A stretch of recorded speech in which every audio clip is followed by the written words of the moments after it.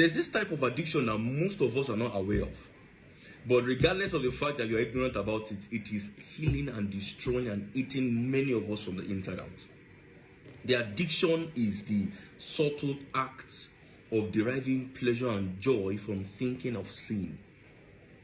Thinking about sin. Now, listen to this video.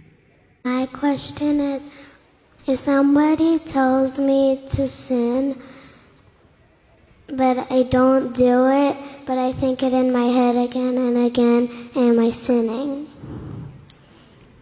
First of all, I'm glad you see the difference between thinking about doing something wrong and doing it. That's a really big thing to know. You see that young boy asking that question? It's so beautiful that he's a young boy, and at that young age, he has spotted it. You can enjoy thinking of sin to the extent that you don't even need to indulge in the sin. You have already pleased yourself with the thought of it.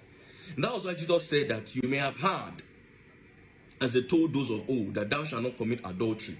But I tell you, whosoever looks at a woman to lust after her has already committed adultery in his heart.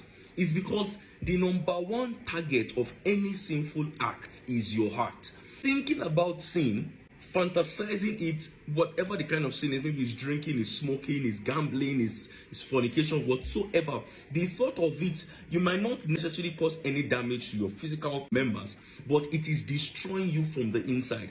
The moment you have the avenue to express it, you will come out looking like an exalted criminal. That's why you find out people who were pastors' children, they lived in the house of a police officer, or they were soldiers' children, or children of people who you respect so much, and they were so good. The moment they entered into school, they became cult leaders, they became lead gangs, they became the worst. Even people who were not even Christians, people who were unbelievers from birth, are bowing down for them. It's because those guys, those children, those kids, they grew up fantasizing sin in their heart.